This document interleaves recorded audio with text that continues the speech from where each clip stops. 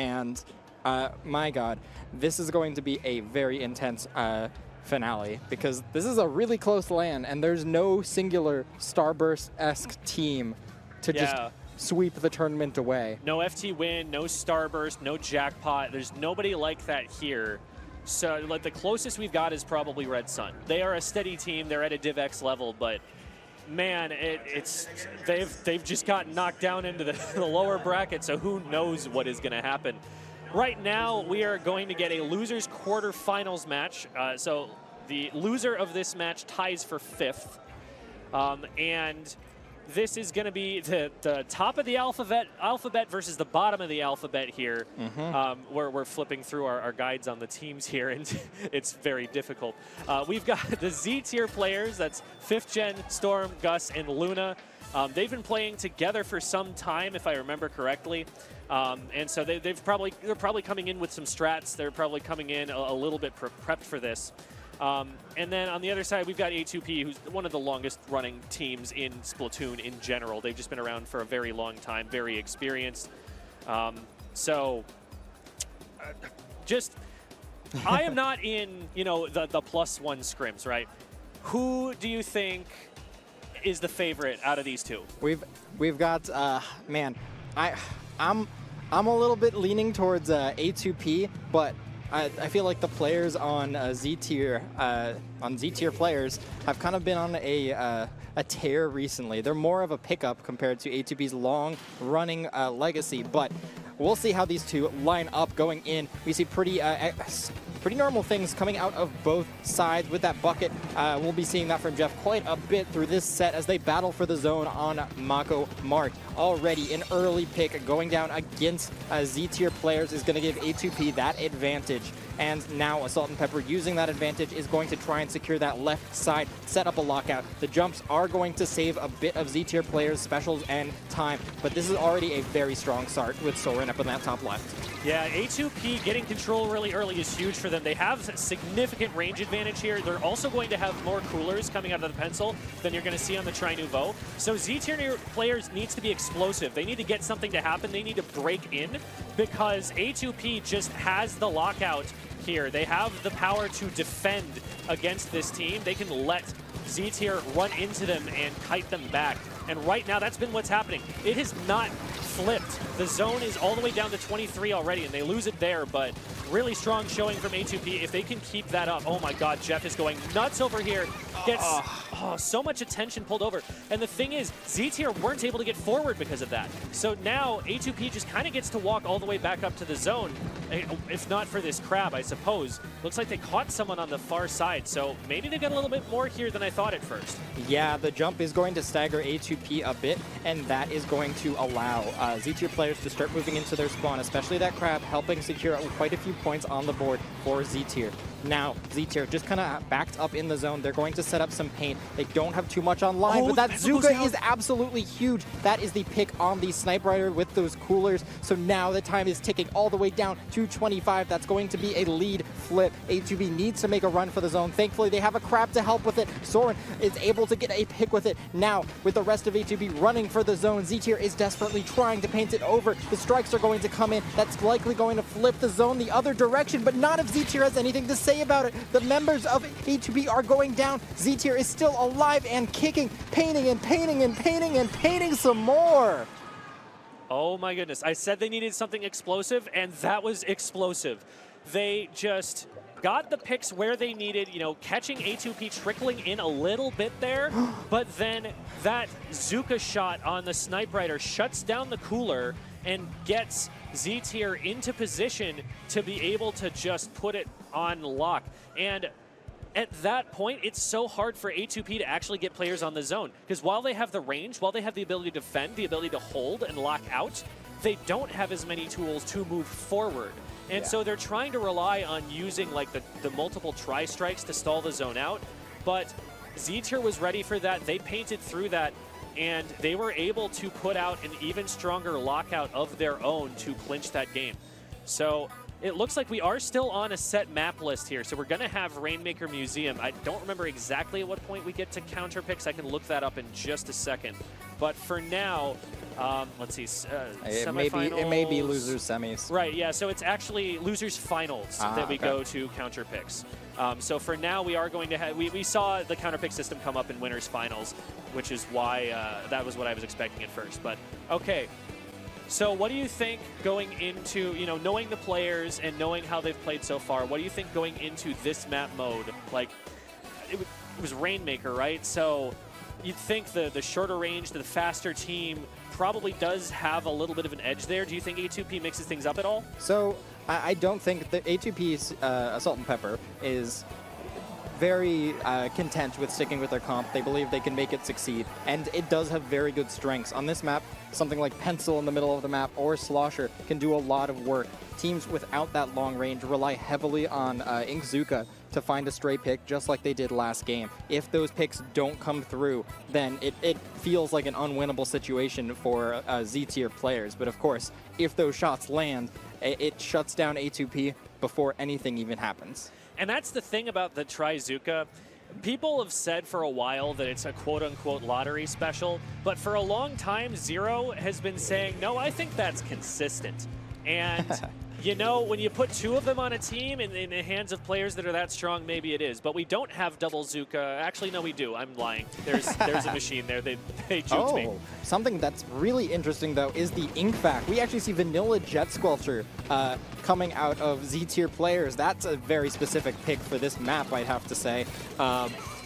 Jet Squelcher kind of providing that same backline role in the middle of the map. Already, both these teams trying to scrap. The markers already providing lots of marks in mid, and that's going to help Z-tier players move through and just hunt down the members of Assault and Pepper. They're having a hard time moving through, but the picks are coming through. Jeff on the Slosher is going to be able to survive, get one pick, get a second, looking for more. The Slosher battle is indeed won by Gus this time, who is on that machine Neo, and the first push seems like it's going to go to Z-tier players if things go as they continue as planned.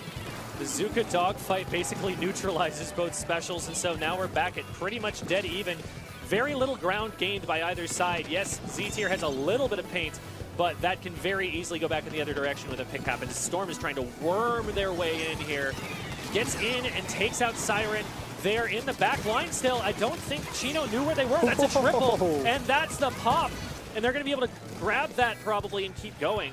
Oh, good stall, though. That's going to at least limit how many points they can get. That was huge. The Sniper Rider making it back in time, finding the pick on Storm, I believe, before, Gus, and stopping the Rainmaker at the checkpoint. And now that you have the Zuka and the Pencil set up on high ground, it's going to be very difficult for Z-tier players to move forward. They're looking for the Zukas, but they don't have them. The Shot and the Machine need to charge them up after dying and just using them. Unfortunately, the Vac is not going to be able to protect the Rainmaker any longer, but that's going to be a few extra points on the board for Z-tier players. Assault and Pepper still locked into their spawn, but they're cleaning things up pretty nicely here. It seems like Z-tier is trying to play it really quickly and just keep the Rainmaker over here, and just not let A2P even play the game on offense in the first place.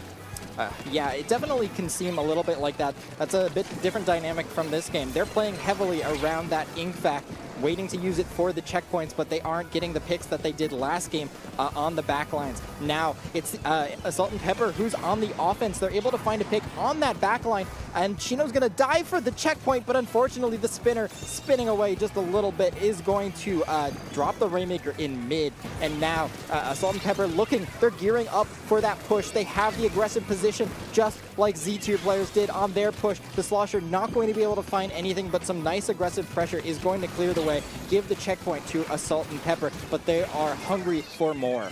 Storm again sharking, just pops out and gets a double right away. Storm has been such a thorn in their side so far, finally getting the pick on them, but a couple of players down means that this is probably short-lived.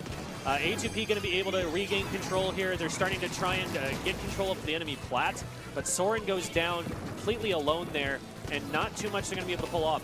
Neither of these pushes are really meaningful. No. 53 to 52, that evaporates in an instant. It just takes one fight that goes the wrong way.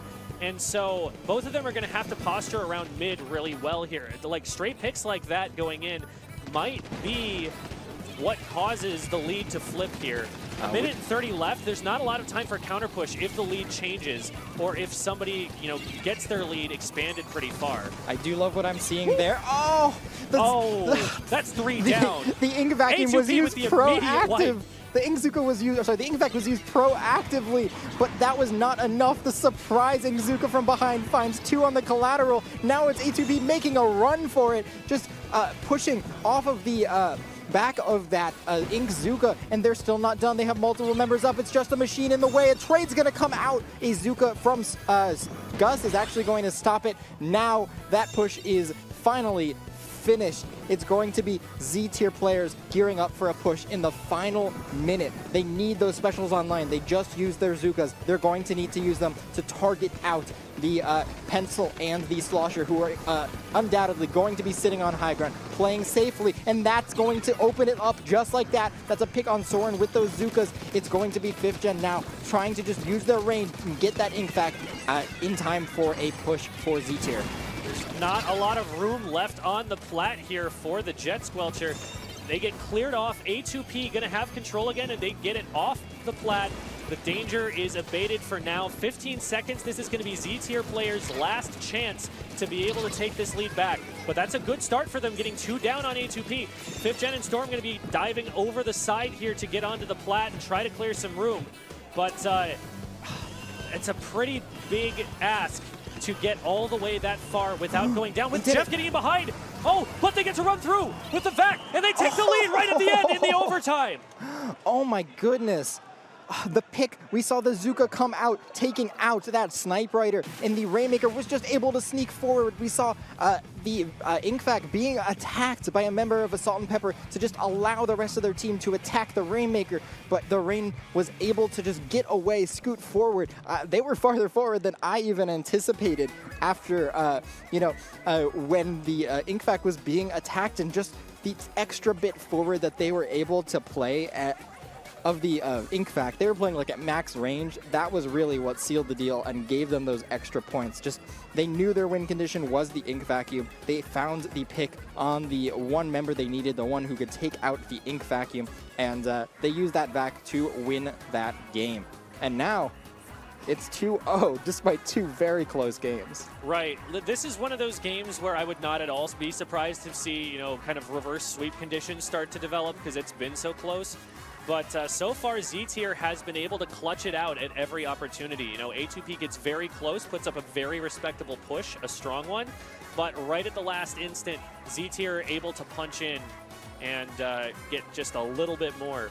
So Tower Control Inkblot here. This is a map that has been played an awful lot in competitive Splatoon 3. It's almost become a bit of a meme at this point that you're always going to see this. Even in counter picks, you've lost on it before. Someone might just counter pick it again. Yeah. So it's been played out totally. It's all about that top left, about securing bats on your push. How are the teams going to figure out a way to do that against each other here? That's the big momentum swing. Let's see what weapons they decide to pull out to do it. Yeah, that's the question. Assault and Pepper is going to need a bit of a power-up for this game to finally pull through.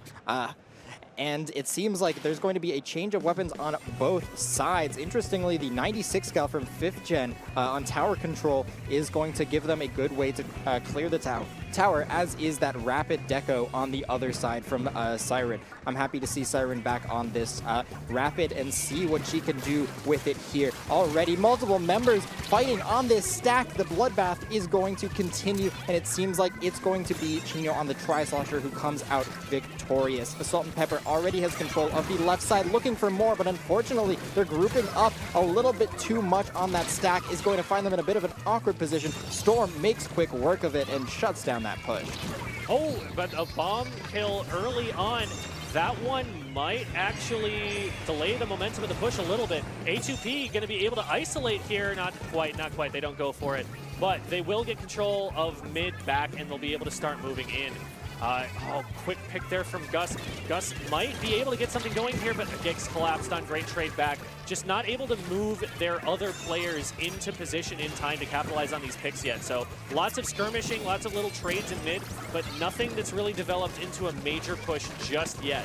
Yeah, you see how these teams are just absolutely fiending for these stacks. It's such an important position, especially when you have a slosher on your team. They're super important for defending that first checkpoint, and it seems like the paint is going in Z-Tier's favor. Luna around that left side finds one. That's another pick coming out on the side of Z-Tier. But Salt and Pepper Zuka is able to slow down the momentum a bit. This is going to be a contested first checkpoint for Z-Tier players. There's a lot of pressure onto that tower, but that is going to seal the deal. The Booyah is going to help them push through. 5th Gen now is going to get that Inkjet recall with the Kraken. Finds another one on the Slosher, and now the second checkpoint is up for grabs. Z-Tier trying to grab it as they shut down members in the bats. The Zuka finds even more, and now Z-Tier has turned the tide. Another pick. This is looking pretty dominant. I've seen a lot of games end in KO that looked a lot like this. But A2P are veterans. They've seen this before. Jeff gets one. That's going to start things off. The Kraken is going in, but they can circumnavigate the Kraken, and they get to the tower and stop it. Now Z-Tier has to get back on. Chino trying to clear that off with this Tri-Slosher here for long enough to save the game, but Gus gets the pick and just stands there booyahing as the game ends and they take the set in advance. Oh my goodness, just the tower sneaking in at the last moment. People were not able to get close enough to that tower in time, and Z-Tier players just using a little bit of tower dancing in order to stave off these blaster long enough and take that set 3-0. Very, very convincing last game from them, but what a set that was. I want to point out something that Z-Tier used there, the Kraken, in order to clear bats. I think that was one of the pivotal moments of that match, where they were able to get the Kraken in, but also get it out safely using its invincibility, clear off all of the high ground positions that they were worried about, while still keeping that player up. They didn't have to commit a player up over the top. They didn't, you know, an Inkjet is one of the classic ways of clearing that area, but the Inkjet can get shot down. The Kraken can't. And so they were able to go in, get picks, get back, and have all of their players ready to go to keep pushing. And it was that little burst that got their players up where they needed to be, got paint on the plat, and were able to hold out from there. And at that point, it's just a snowball. You just got to tap it with your finger, and it'll keep rolling down that hill.